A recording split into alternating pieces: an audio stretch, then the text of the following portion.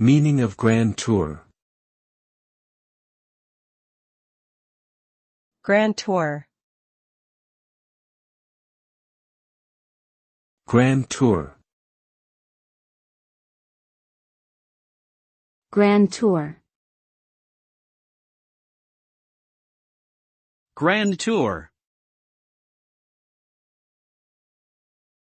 The term Grand Tour originally referred to a rite of passage for wealthy young men in Europe during the 17th and 18th centuries.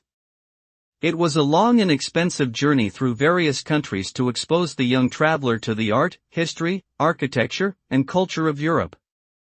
Today, the term is used more broadly to refer to any extended trip or vacation that involves visiting multiple destinations.